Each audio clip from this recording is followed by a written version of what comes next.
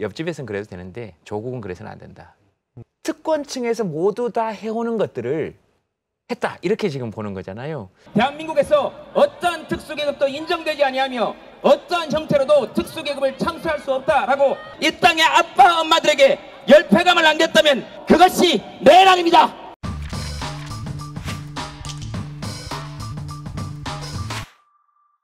시청자 여러분 안녕하세요. 연예 대통령 유도입니다.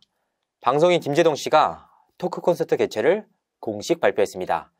김제동 측은 7일 보도자료를 통해서 오는 5월 19일부터 6월 26일까지 토크 콘서트 동심을 열고 관객들 만난다 라고 밝혔는데요. 일회성 단발이 아니라 이렇게 장기간 진행하는 토크 콘서트는 2019년 12월 이후 무려 2년 4개월 만입니다. 그렇다면 김제동 씨는 그간 어떻게 지내느냐? 사실 특별한 외부 활동은 없었습니다. 다만 지난 3월 5일 20대 대선을 앞두고 사전투표를 했다. 5천년 우리 역사에서 투표를 할 수 있는 시대는 100년이 채 되지 않았다. 헌법 1조와 24조가 밝힌 등불, 수많은 사람들의 노력과 희생으로 켠 등불이다. 라는 글을 자신의 SNS에 올렸습니다. 상당히 흥미로운 내용이었습니다. 김제동 씨가 정치적 의미를 가진 글을 올린 게 2017년 12월 21일 이후 무려 5년 만이었기 때문입니다. 그런 그가 지난 3월 정말 오랜만에 정치 관련 글을 올렸던 것이죠. 특히나 이번 정권 들어 각종 민감한 사회 현안에 대해서 입을 굳게 닫았던 인물이라 선택적 분노다라는 지적을 받기도 했습니다. 정유라 사태에 대해서는 적극적으로 다뤘지만 조국 전 장관의 딸에 대해서는 언급하지 않았다 등의 문제 제기가 대표적이었는데요. 김제동은 이 같은 문제에 대해 직접 입장을 밝힌 바가 있습니다. 지난해 6월 SBS와의 인터뷰를 통해서였습니다. 당시 김제동은 문재인 정권 이후 가장 먼저 했던 일이 성주 집회에 참가한 것이었다. 조국 전 장관에 대해서도 오늘 밤 김제동에서 적극적으로 문제 제기를 했다. 그래서 당시 출연을 했던 변호사에게 항의를 받기도 했다라고 말한 바 있습니다. 굉장히 의아한 발언이었습니다. 사실 김제동 씨는 이른바 소셜테이너로 잘 알려진 인물인데요. SNS와 집회 등을 통해서 적극적으로 자신의 생각을 밝히면서 주목받았던 인물입니다. 실제로 박근혜 정부 당시 정유라 사태에 대해서 열심히 공부하는 청소년들의 의지를 꺾었으며 이 땅의 아빠 엄마들에게 열패감을 안겼다면 그것이 바로 헌법 제34조 위반이고 그것이 내란이다 라고 꼬집었습니다. 하지만 조국 사태에 대해서는 달랐는데요. 오늘 밤 김제동이라는 시사 프로그램에서 주제로 다뤘을 뿐 SNS나 집회 등에서 관련 내용을 전혀 다룬 바가 없습니다. 더욱이 본인은 오늘 밤 김제동에서 문제 제기를 했다라고 주장을 하고 있는데요. 그래서 당시 김제동이 했던 말들을 살펴봤습니다. 보다 극명한 비교를 위해서 정유라 사태와 조국 사태에 대한 김제동의 주장을 붙여봤습니다. 옆집에서는 그래도 되는데 조국은 그래서는 안 된다. 특권층에서 모두 다 해오는 것들을 했다. 이렇게 지금 보는 거잖아요.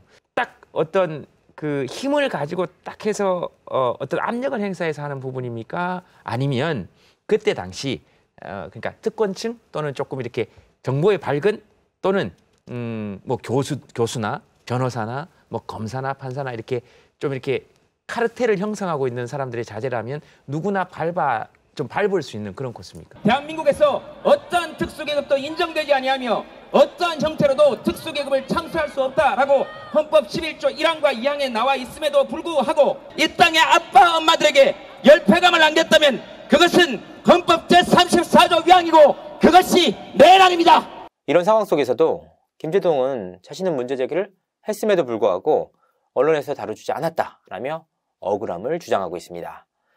또한 유튜브 댓글 차단에 대해서도 입장을 밝힌 바 있는데요. 김제동은 지난해 질문이 답이 되는 순간이라는 책을 발간하는 과정에서 유튜브 채널을 개설했습니다. 하지만 개설 이후 댓글란을 모두 차단해 논란이 일었는데요. 이에 대한 김제동의 입장은 이랬습니다. 공자도 포기했던 사람의 예를 들으면서 저놈은 마을에서 될 놈이 아니다. 최소한의 부끄러움도 없는 사람과는 대화가 안 된다. 밑도 끝도 없이 쌍욕을 하거나 똥 오줌을 싸라고 만든 공간이 아니다. 연예인 댓글란도 못쓰게 해놓지 않았느냐. 포털 정책도 그렇게 하고 있는데 개인적인 차원에서 그렇게 한 것이 무엇이 문제냐? 그간 대중들과의 소통을 강조해왔던 인물의 말이라고는 믿기지 않았는데요. 실제로 시사평론가 및 논객들이 유튜브 댓글을 닫는 경우는 극히 드뭅니다. 특히 가장 논란이 됐던 문제 중 하나는 강연료 문제였는데요. 김제동은 지자체 행사에서 1시간 강연에서 1,500만 원 이상을 받는 것으로 알려져 논란이 바 있습니다. 이 문제에 대해서도 유료 공연 시장 가격이 책정돼 있다. 1시간만 이야기하고 1,500만 원을 받는다면 이상하게 볼 수도 있다. 하지만 거기에는 세금, 스태프들 인건비, 회사 유지비 등이 포함돼 있다. 그런 공연을 한 달에 2개에서 4개 정도는 해야 회사가 유지된다. 시끄러진 이후에는 강연을 안 하고 있고 개인적으로는 청소년을 대상으로 무료 강연도 많이 하고 있다 라고 반박했습니다. 김제동의 말을 들어보면 하나같이 억울하다, 도를 넘는 비난이 나온다, 프레임을 씌워서 나를 과도하게 비난하고 있다 라는 스탠스였습니다. 하지만 적지 않은 대중들이 김제동에 대해 등을 돌린 이유는 다른 곳에 있지 않았는데요. 바로 이중성 때문이었습니다. 판사의 망치와 목수의 망치가 동등한 대우를 받아야 한다라고 목소리를 높였던 인물이 바로 김제동 씨였습니다. 하지만 그는 자신이 받는 고액 강연료에 대해서는 방송 전문가이기 때문에 받는 금액이라고 맞서고 있는 것인데요.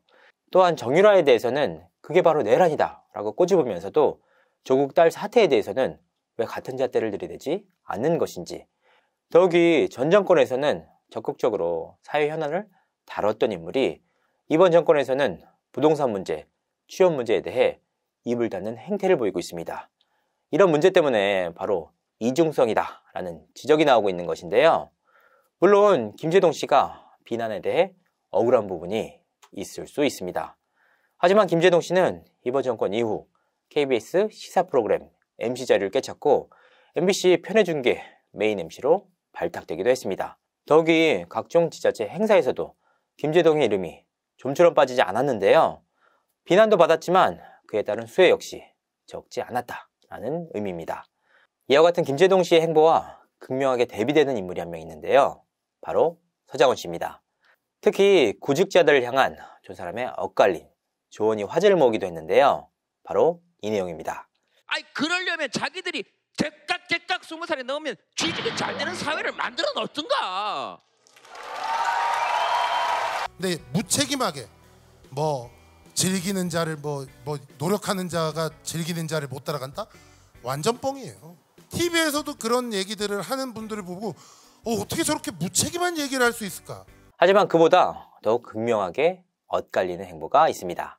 김제동 씨가 토크 콘서트뿐만 아니라 헌법 전도사로 1, 20대 젊은 친구들을 대상으로 강의에 적극적으로 나서고 있는 반면 서장훈 씨는 웬만해서는 강의에 나서지 않는다라는 겁니다.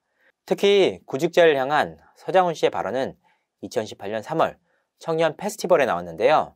그 이후 공식적인 강연 무대에는 서고 있지 않습니다. 이 같은 상황을 잘 설명해주고 있는 인물이 바로 정영돈 씨인데요. 정영돈은 개그맨이 되고 싶다면 그 부분에 대해서는 조언해줄 수 있다. 하지만 나보다 훨씬 더 많이 배운 사람들 상대로 무슨 강의를 하느냐라고 설명한 바가 있는데요. 서장훈 역시 현실 조언을 잘 해주는 특기는 물어보설 등의 예능에서만 활용하고 있습니다. 대체 김제동 씨가 자신을 향한 날선 반응에 대해서 언제까지 상종할 가치가 없다라고 외면할까요? 그리고 이번 토크 콘서트는 과연 대중들의 어떤 평가를 받을지 귀추가 주목됩니다. 이상으로 이준호였습니다. 감사합니다.